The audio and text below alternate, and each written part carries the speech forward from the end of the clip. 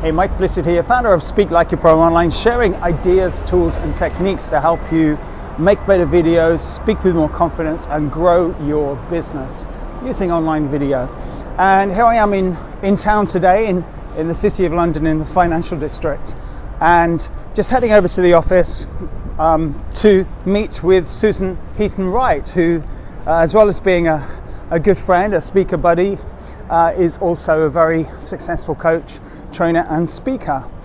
Susan used to work in the theatre, and I'll tell you a little bit about that in the interview. She made the switch from that over to being, as I say, a very successful coach, speaker and trainer that she is today. And one of the tools that she used was to start a podcast. Started it several years ago, so she was ahead of the curve, and I'm going to be asking her how she did that, what equipment she uses, how she uploads it, and what difference it's made or is making to her business. So let's head on into the office now, and I'll introduce you to Susan.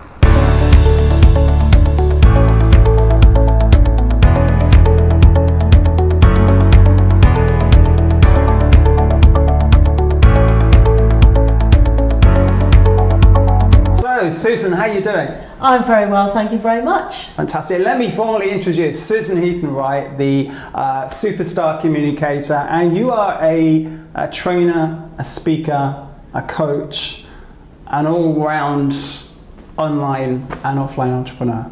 Is that fair to say? That is fair to say, and I love the fact that you call me an entrepreneur. Good, so this could be quite a long interview then, because I put the entrepreneur on the end of it. Okay, so where shall we begin? Let's begin, because Susan used to be an opera singer. So shall we start there? Tell me a little bit about your opera days. Well, I found my voice. You know the story of this, and just for people that might be listening, I didn't go to music college after school. I studied geography and wanted to be an explorer, as one does want to be. And my aim was to travel the world by teaching in different countries. Didn't quite work out like that for a number of reasons, but a couple of years later, a now very famous conductor heard me sing for an audition for a choir when I was going to be one of 200, and said, "You really need to get your voice trained. I do recommend you go to music college." And eventually I did, and was a jobbing singer. And I sang as a soloist in some countries in Europe, in the US, throughout the UK. I sang on radio and TV, and I'm so grateful for the opportunities that I had. How did you go from there to what you do today? Because as I say, today you've got the training, the speaking, etc. How did you go from the opera days to this? Well, I stopped singing really after I had my son. One of the things that happened was that I was no longer meeting people from Planet Opera. Okay. Which is a particular tribe of people. I was meeting what I would call real normal people, some of whom were very interested in what I had done and some of the skills that I had.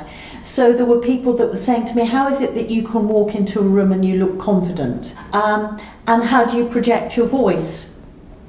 And then when Nick went to school, I had a chat with the headmistress at the school and said, "Does anybody ever need vocal coaching as teachers?" And before I knew it, I was going into schools and training people for Hertfordshire, which is where I live, in vocal health and vocal training and impact. And it went from there. And I would just do it a few times a year, and developed from that. And then did a couple of charities, and I had a big gig doing quite a bit for the NHS. All of that funding has really sizzled away. Yeah. So then I made the decision to think more of businesses, so B2B. So it's very much the word I'm going to use is it's been very much an organic Definitely. development. Yes, yeah. There was no planning involved in that, although there is now. What I did was that I listened to what people's concerns were. Now, in the theatre, I would have had a script. I would have had a score, so I knew exactly what I had to do. But sometimes people in a meeting, or if they're doing a presentation, they might need to have a structure. So I started to help people, not with writing their presentations, but thinking about a structure with a beginning, a middle and an end, like you would with an opera, like you would have with a show, so that it would have the maximum impact. When people realise that everybody gets nervous, that it's normal, then it makes people feel better. They don't feel, oh gosh, it's only me that gets nervous. That actually, if you can recognise that you can push through this fear and it can help you, and then you get through it, then you can have a fist pump and think, I'll try again. Okay, so nervous, any other recurring thing? Yeah, another thing is very much the questions and answers at the end, that people are going to trip up over answering a question. How would you help somebody who gets fearful and nervous? So, nervous before an interview or a presentation, one thing that I always say is to know your audience. So if you know why they're there, what they want out of it, what's in it for them, all things like that, what mixture of people are there, their age group, are they male or female or a mixture, things like that. You can then hone your message for that. So the more you know, the more you know, you can choose the examples that can work with them. You know, choose content that will be of interest and of value to them. But also, with you thinking about your audience, you're taking the pressure from yourself and putting it out there. And you know from performing that the audience is one of your biggest assets if you can engage with them. But as you say, it's knowing who's in the room. So knowledge is power. That's I think so. Yeah. So if in an interview, if you've done your homework and found out about them, it might be that you were at the same university, or your husband is connected with them on LinkedIn or something like that. Yeah. You've immediately got a contact. And things like that, I guess, soften the nerves. I think so. Yeah. But also, I believe that preparation is also key. So really knowing what you're going to say, not faffing around with your slides 5 minutes beforehand, so then you don't know the journey of your message, and taking time to warm up. Now, as singers, we know how important that is, but physically and mentally, and getting into the zone. Okay. So as I say, I'm going to put some links to Susan's website just below this video in the show notes. So if you want to check out the website, and if you've got an interview coming up or a presentation, you can get in touch with her and maybe do some coaching and have a chat about that as well. So as a trainer, as a speaker, there's always a first gig, somewhere where preferably you get paid to do it. So what was your first gig? It was for the WI. And the WI is? The WI, for people who don't know, is the Women's Institute. You get a small fee for it, and from my point of view, it was invaluable. You are known as the Superstar Communicator. Where did that come from? I don't know. I sometimes have these thoughts in the middle of the night. I don't know if you're one of these people. You wake up and there's suddenly a great thought or a great name for something, and that's literally what happened with this. I was starting my podcast, this is in 2014, when they were still relatively new, and I was thinking, what shall I call it? Superstar Communicator. And that's really what started the whole thing. And I created the Superstar Communicator Model or philosophy, dealing with all of the main areas of communication. Audience, so listening, knowing your audience, all of those things, really so that you engage with them. Content, so the structure as well of your content as well. preparation, performance, which includes body language, pacing yourself, all things. You're going, yeah, this all makes sense. And the voice. The voice. Okay. One thing I know that's on your website, if people want to book a free initial 30-minute conversation with you, yes, to have a one-on-one, find out about where they are and how this might fit with them, is on your website, right? Oh, absolutely. Okay, yes. so it's in the content. To contact, there is a link to book. If you'd like to have a 30-minute little chat to see if I could help you in any way. So, as I mentioned earlier, you have a podcast. So, tell us something about that. I set up my podcast in 2014, so it was quite early on. Now lots of people are doing podcasting, but I was slightly ahead of the curve. And obviously I called it Superstar Communicator. Okay. My procrastination was actually getting started on the technical side, but once you do it, you're off and ready. And I remember the first one that I did, I was so nervous and thinking, oh gosh, will anybody hear this? And I scripted it and just said a little bit about my personal journey, because everyone thinks, oh, you're a speaker, you've been an opera singer, you're just out there, but it's not the case at all. And I shared with them my journey from where I am now, from where I was when I was a teenager. Yeah. And I've just built it from there. And I've interviewed various people. I know that you are scheduled. Your podcast will be going out. What I normally do is that I will do an interview with somebody, and then the next one is me on my own talking about a particular topic. So you alternate it? Yes. Yeah, okay. And do you have a theme that runs through the podcast, or for example, speaking or business entrepreneurship, or? That's an interesting question, because it's very easy to just have a very wide thing that you cover, and the way that you can stand out is to niche what you do. So in my case, it's very much using the spoken word, the spoken communication, to either build up your business or your personal brand or your career. So that's the USP for my podcast. So that's it, which is Superstar Communicator. Exactly. Yeah. Okay. Yeah. So typically, what kind of people do you interview? It's been a real mixture of entrepreneurs through to people that I admire for their business. Mm-hmm. So, for example, I've obviously interviewed you.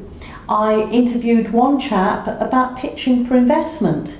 And the interesting thing for him was that he had actually been in a hedge fund. Yeah. So it had been somebody that people were pitching to him, and now he was on the other side. Wow. So that was a really, really interesting interview. Wow. And so you mentioned about setting up, and how was it for you setting up? So I'm thinking about what equipment or technicals did you need to have to start a podcast? Well, first of all, I actually naively used the microphone that was built into my laptop. It was okay. Okay. Absolutely fine. But then as my laptop got older, I sound a little bit like a Dalek. So I was aware that I needed to get a microphone. So I got one of those Iceball ones. They're little circular ones. Oh, right. There are lots of different ones. Yeah. I would record on GarageBand, which is a Mac thing, but I know that is it Audacity for... Audacity on PC. Yeah, on the PC. I'll put links to all of these when we finish the video. And that has the capability of remixing it, and then I store it in Dropbox, and then you have to upload it to a storage site. So that can be something like SoundCloud. I use Libsyn. And Libsyn, Libsyn. Okay, Libsyn.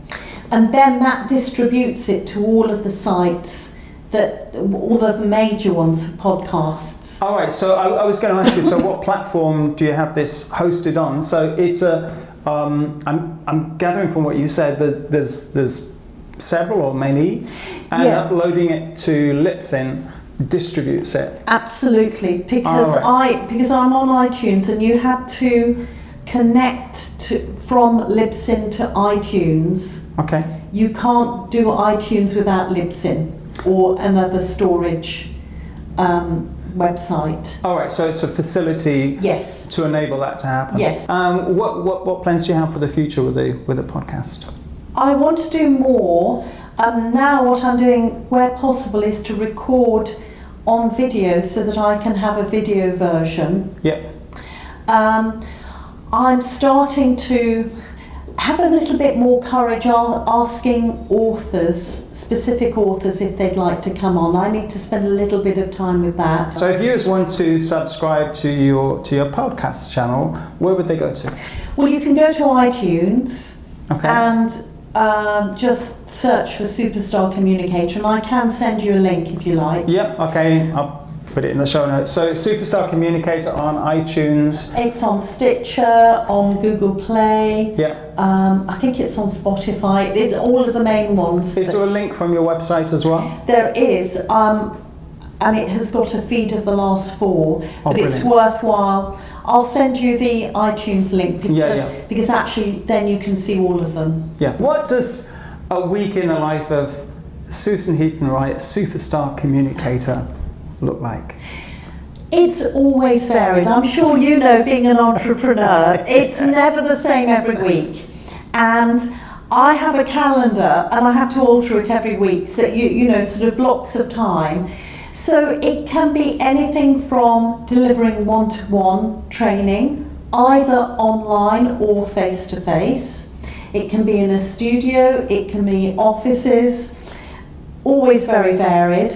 Sometimes doing workshops, sometimes doing speaking, and even webinars online. So every week is different. I've got quite a few speaking engagements in the next 2 months. So really the south of England, Wales as well, and Paris and Amsterdam. Tell me a little bit. What you got coming up in Paris? Oh, well, it's the European Professional Speakers Association. I think it's got a different name. Are you doing it in French or in... Well, thank God, in English. But there's going to be a translator there, but I'm going to do my first line in French, just to... And the last words are going to be bonne chance. And when is that coming up? That is the 25th of May. Wow. And then in June, I'm speaking in Amsterdam for a conference. And I'm very excited about that, very honoured to have been invited to do both of them. Yeah. As well as all of the things that I'm doing in UK, of course, everything. Yeah. I'm always hugely honoured to be invited. And you do online courses as well, right? Yes, I do. Yeah. Obviously, I coach one-to-one and I can do webinars virtually. And I've got a couple of courses online and some sort of audible courses. Okay. Yeah. Audible. Audible courses that you can listen download. to them on your phone. Yes. Yeah. There are 2 that are really popular. One of them is Make an Impact with Your Voice for teachers and trainers. Okay. And it's making sure that you look after your voice. Right. And then another one is Make an Impact with Your Voice. That's the original one. Okay. And are these going to be living on your new website when you launch it in yes. May? Yeah. And I will have, when the new website comes out, there will be a Superstar Communicator app. So you can access them that way as well. I know. She has an app. And so for people who want to check you out, where would they go to? They will go to superstarcommunicator.com.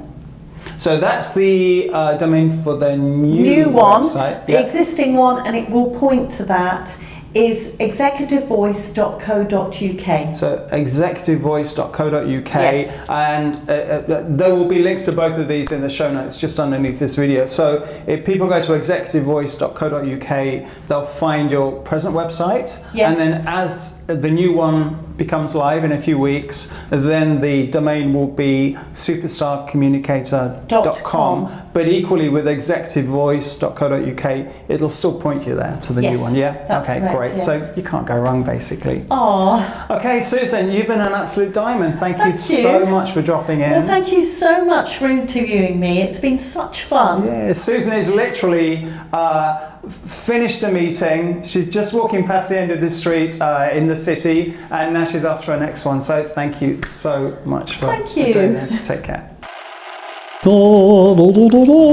Hey up, Chuck. Yeah, right. I can't do it. Go on. Oh, go on. Just shut your face, will you?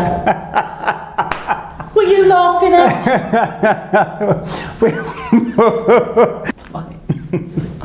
All right. I hope that was